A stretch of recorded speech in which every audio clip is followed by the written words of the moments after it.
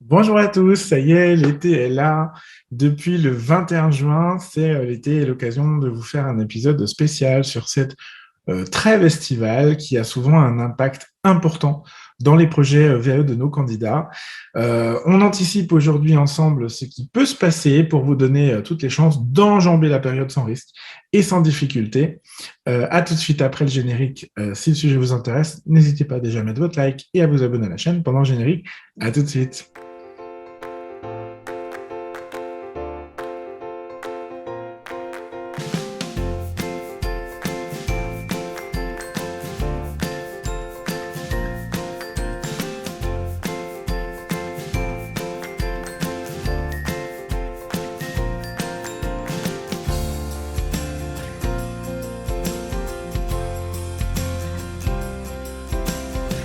Heureux de vous retrouver cette semaine pour un nouvel épisode. J'espère que vous allez bien. Je suis Julien Accard, je suis ingénieur de la formation et des compétences. C'est un master que j'ai obtenu par la validation des acquis de l'expérience et mon métier, c'est la formation pour adultes.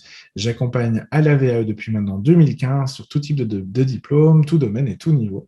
Et dans ces épisodes, eh bien, je vous partage tous les vendredis un maximum de retours d'expérience, de trucs, d'astuces et de bonnes pratiques pour vous aider à vous lancer du mieux possible dans la démarche de VAE et, je l'espère de tout mon cœur, la réussir.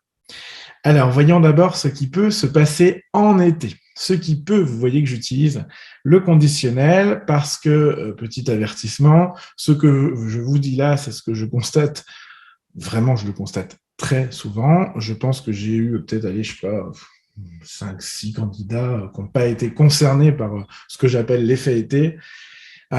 Mais pour tous les autres, et donc un grand nombre, la période est plutôt difficile. Donc, c'est pas sûr que ça vous arrive à vous, bien sûr, mais c'est une possibilité qu'il convient d'anticiper parce que comme on est dans une gestion de projet, la gestion de votre projet VE, on anticipe les risques, c'en est un. Donc, voyons ensemble de quoi je veux vous parler. Alors, l'été en VE, comment vous dire? D'expérience, c'est une période qui est risquée pour les candidats en termes de découragement des motivations, procrastination et même parfois abandon. Alors ça s'explique, ça va s'expliquer pour plusieurs raisons rationnelles, logiques, tout va bien. D'abord le contexte, ça invite, à l'été on est d'accord que ça invite à tout sauf à travailler, forcément, les journées sont longues, il fait beau, il fait chaud, le soir on préfère boire un coup avec sa famille, faire aller à la piscine, je sais pas moi, qu'est-ce que vous voulez, enfin je sais pas, faire une balade, vous détendre dans un hamac, enfin que sais-je. Rationnellement, les journées, quand elles sont longues, elles sont chaudes, on n'a pas envie d'aller devant un ordinateur pour faire un dossier VAE. Et c'est bien normal. Je vous parle même pas, donc c'est la deuxième problème de l'été, c'est les vacances, évidemment, c'est pas un problème. Hein. Je vous souhaite bien sûr de pouvoir relâcher la pression de ces derniers mois qui ont vraiment été compliqués pour tout le monde parce que post-pandémie, parce que anxiogène, parce que les élections, ça, on a tous marre. Je pense que tout le monde veut pouvoir relâcher la pression si, d'ailleurs, moi aussi, moi le premier. Vous avez grandement besoin de vous poser peut-être et vous avez envie de tout sauf travailler, ce qui est normal. Le risque, c'est de forcément complètement décrocher, de mettre le cerveau en pause et de ne pas pouvoir le rallumer à la rentrée, parce que ce sera de toute façon compliqué.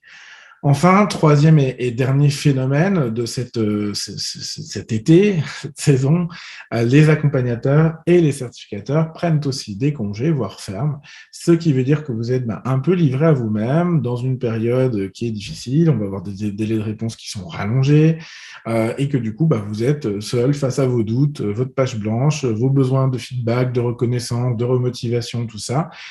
C'est difficile, c'est difficile. C'est ce qui fait que la plupart des candidats que j'ai, ils ont un petit coup de mou en été. Voilà, donc faut le savoir. Si ça vous arrive, j'ai envie de vous dire, au moins vous êtes prévenus. Vous savez que ce sera normal. Le tout, c'est de pas vous laisser gouverner et dominer par ce petit coup de mou et de pouvoir revenir à un rythme normal, à du travail normal à l'issue. Voilà, c'est ça que je vais vous recommander aujourd'hui. Alors, ça, c'est ce que je constate. Maintenant, ce que l'on peut mettre en place, que vous pouvez mettre en place, euh, toutes les difficultés que j'ai évoquées à se mettre ou à se remettre au travail et avancer finalement, euh, j'en profite pour dire un truc qui me vient en même temps, plus la période de non-production, de non-VAE est longue, plus c'est dur de se remettre, hein, sachez-le. Hein. Donc, c'est vraiment quelque chose qu'il faut avoir en tête. Et je vous passe en plus le truc de vous dire que plus la période est longue, plus il peut se passer plein de choses dans votre vie qui vous éloignent mentalement de votre objectif VAE parce qu'il y aura d'autres priorités qui vont arriver. Donc aussi, je vous rappelle ici le conseil que je donne systématiquement pour éviter la démotivation en VAE, c'est d'avoir une motivation qui soit claire, équivoque, écrite. Pourquoi vous souhaitez vous lancer dans cette démarche de VAE? Qu'est-ce que vous en attendez? Qu'est-ce que vous attendez de ce diplôme? En ayant conscience, finalement, ça limite la démotivation, mais ça reste une toute petite astuce là, que je vous donne face à l'immense pouvoir de l'inconscient qui fait tout, absolument tout, pour vous laisser dans votre zone de confort, pour ne pas dire votre zone du moindre effort, parce que, je vous le rappelle, la loi de Laborit, l'être humain est ainsi fait que il recherche le plaisir, fuit l'ennui et la douleur. Donc, autrement dit, c'est compliqué de passer du côté un peu plaisir, détachement de l'été à la raideur de la démarche de VAE.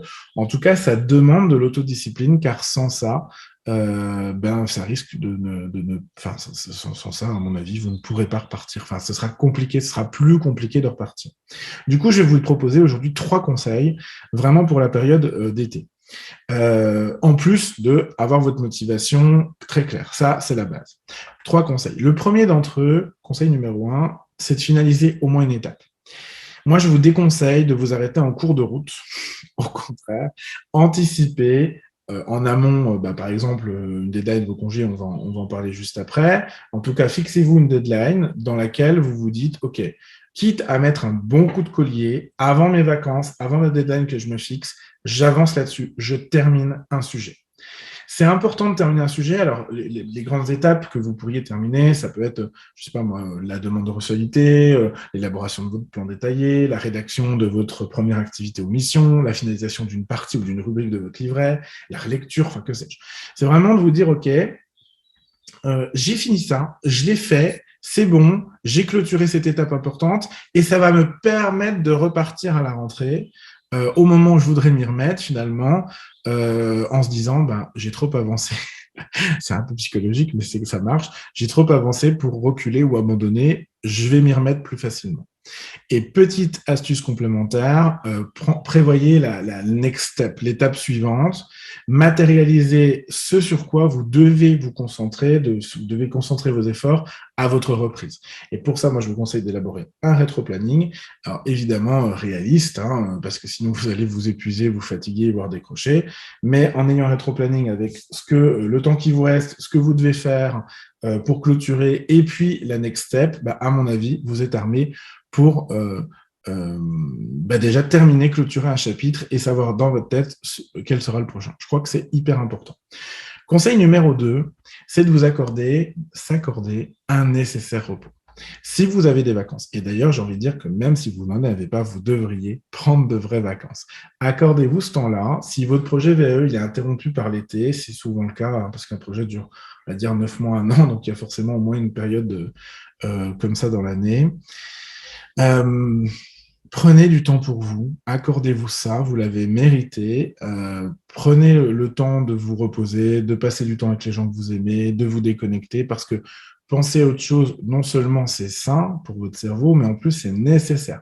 Ça va l'oxygéner, ça va lui permettre de revenir en forme. Donc, pour que ce soit efficace, et parce que c'est pas non plus la fête du slip, je vous conseille pareil de planifier. On estime un temps de vacances qui soit juste et réaliste, ni trop ni trop peu, qui correspond pas d'ailleurs forcément aux vacances que vous avez, j'ai envie de dire, si vous partez en vacances, n'importe quoi, dans les 2 premières semaines de juillet.